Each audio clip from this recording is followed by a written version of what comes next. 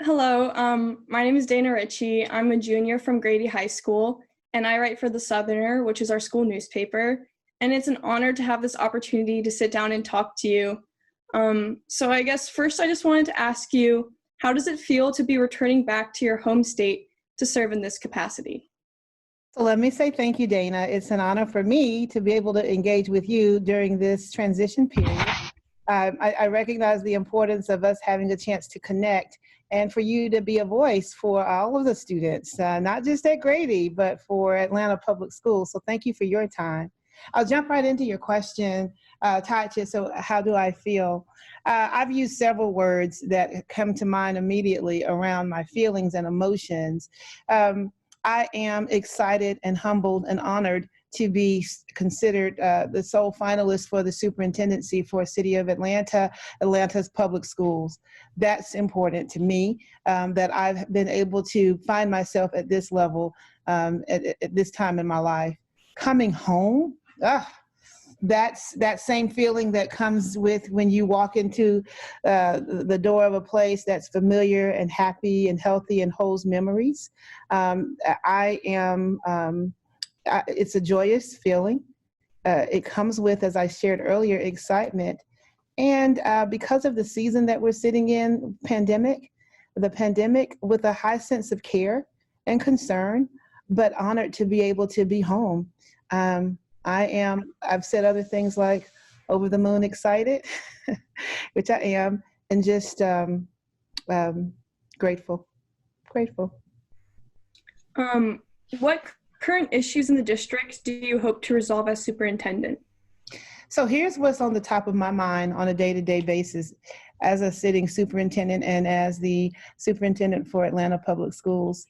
The issue tied to how do we support everyone during a pandemic, those of us who are all of us who are impacted by social distancing. I think about the wellness of each of us. I like to emphasize my hope that everyone is well, but that we have a serious responsibility in the coming weeks and months to think about what will the return look like, and how do we make sure that for those who need additional support in their day-to-day existence, that we can wrap our arms around that. How do we do that, whether it's a student or an adult? I think all of us have questions about what does walking into a school building look like, and what are the safety precautions there? And of course, there's this space tied to virtual learning, and how will we be able to map out our progress and be able to say what we've accomplished and what we still need to do. From an educator teacher's lens, it's how do you assess progress and then also intervene. And then before we do all of that, it goes back to the first thing I've shared. How do we make sure that all of us are well so that we can do just that, continue the business of teaching and learning in the school system? Those are the things that I think about most immediately. And then, of course, reaching out across the community, our APS community, as well as the community that is Greater Atlanta. I think a major part of ensuring that everyone is well is that everyone has equal opportunity. So that kind of leads me to my next question, which is how will you continue prioritizing equity in education in Atlanta? Yes, I think that's one of the most popular questions that have come my way, or that has come my way rather during this time. So let's talk a little bit about what the school system has already done. The Board of Education has put an equity policy in place. There's an equity task force. I've had a chance to briefly engage with them. The pandemic makes all of us look at how well resourced we are, not just in households, but in schools, and how well resourced were we in classrooms. That lens of equity has to be the eye that we now continue to look through from this point forward to figure out where our deficits exist, not just in the resource space of a laptop or Wi-Fi, but in a resource space from school to school, from classroom to classroom, from textbook to health and support. We've got to examine that carefully, and we will pause and take time to do that with a sense of urgency, but a deliberate pause, so that we can make decisions that will equitably impact students in the way that it should, so that they have all they need to be successful. This is kind of related, but I understand that APS has distributed most of its laptops during COVID-19 to ensure that everyone has access to distance learning. And the value of that amount is like about 5 million. So what plan do you have to replace that technology? Yeah, so the honest answer to that is that upon my transition, that's an opportunity for me to sit down with the CFO and also with the board and to gain information from school leadership and clusters to know what remains in terms of fiscal opportunity and how do we then look into repurposing and reallocating funds. The plan is to sit down and assess what our resources are so that we can then execute a more descriptive and detailed plan. To do that without information in front of me would be a little bit premature, but to own that that's an initial conversation that has to come very soon is something that I would want you to hear me say. So more back to your background, Yep. what are the main similarities and differences between the Birmingham Public Schools District and APS, and how do you plan on adapting your strategy to fit APS? Thank you. So some of the similarities, Birmingham is a city school system as well. It's a smaller system in terms of number, although Greater Birmingham is larger in overall populace. Birmingham City Schools is about 23,000 students, but it also is a high poverty, a high Title I district, a growing ESL or ELL population, and a strong percentage of students with disabilities exist in the district. So looking at how we serve and support students through the lens of equity is also similar. What I'd say is a constant everywhere I've been, but your question is specific to Birmingham and Atlanta, is the opportunity for me to build relationships with, first and foremost, board members. There are 9 school board members in Birmingham as well as there are 9 here in Atlanta. In addition to that, establishing a healthy relationship with partners outside of the school system, like with the mayor and with city council and political officials. That comes with the work of a superintendent. I've been really proud of being able to establish strong relationships, Dana. So I hope to do that here, and that's a similarity or an opportunity that I think is similar. I believe that it's fair to say that APS is a bit more diverse in overall racial demographics than Birmingham, but it's more like some of the other districts that I've worked in. But since we're staying within the Birmingham-Atlanta comparison, I'm excited about the opportunity to champion all students and all families as I work to serve and lead them as superintendent. That kind of leads into my next question. Okay. What was the biggest thing that you learned while you were the superintendent in Birmingham that you hope to implement in Atlanta? Wow. Okay.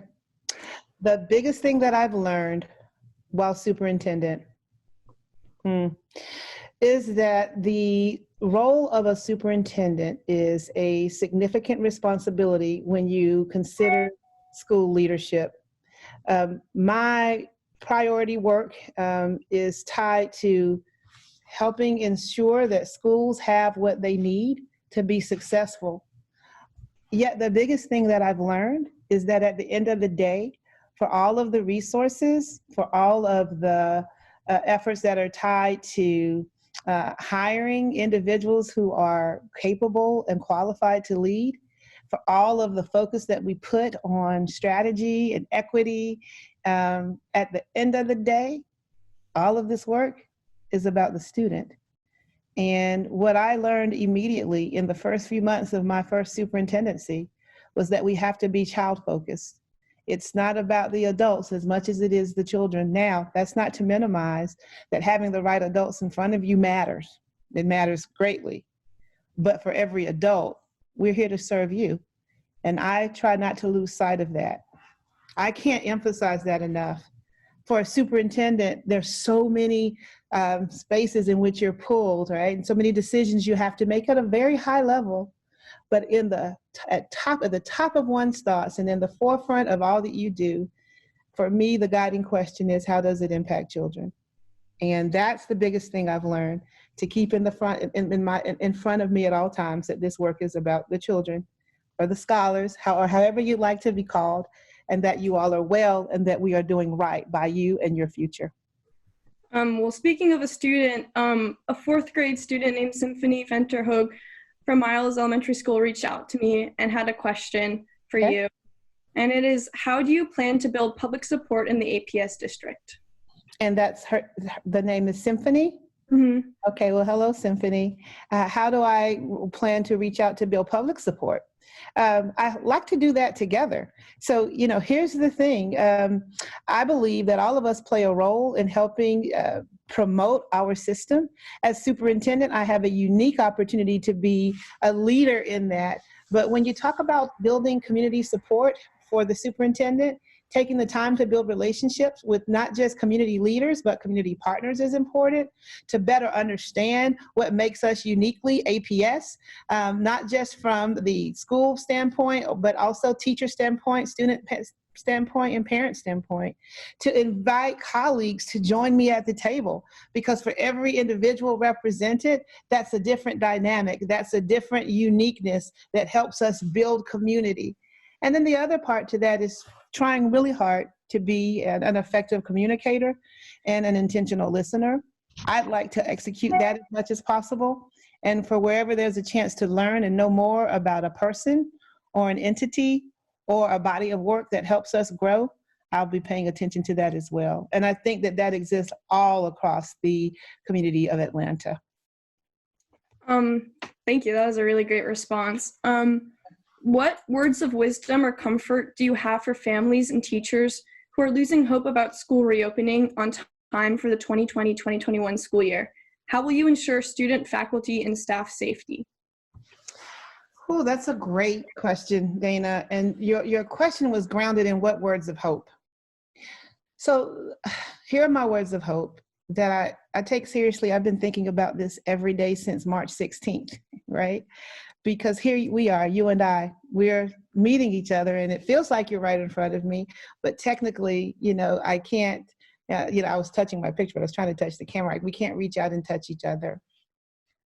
The beauty of education is that we're used to the traditional brick and mortar, the building that we go to, but learning happens everywhere.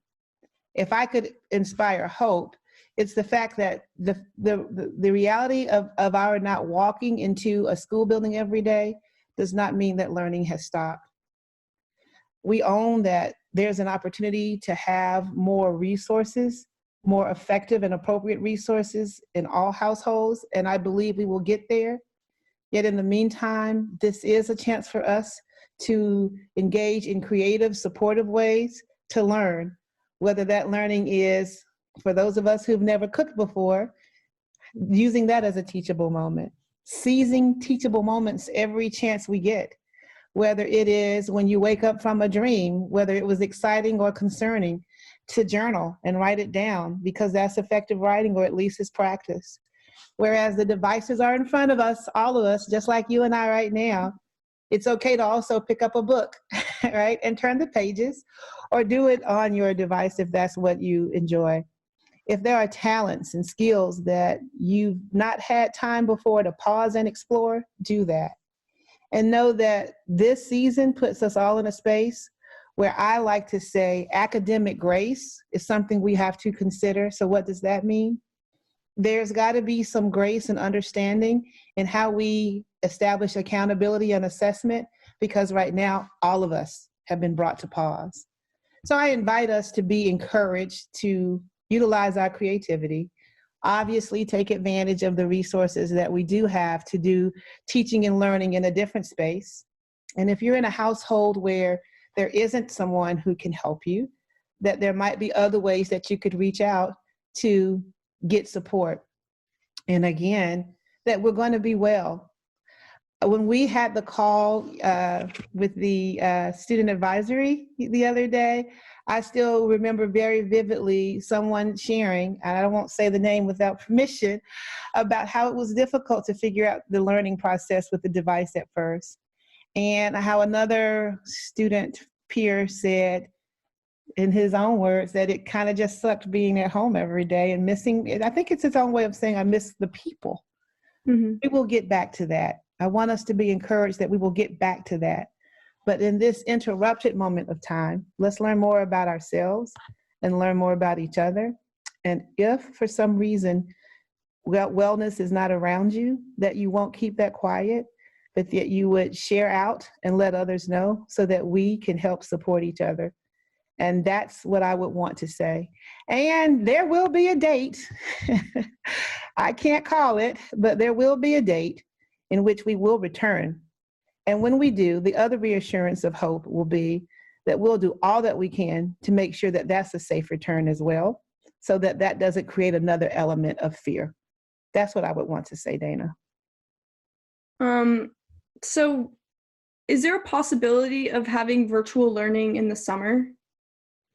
I think that that's possible because I haven't fully transitioned yet and Dr. Karstoffen is still in place.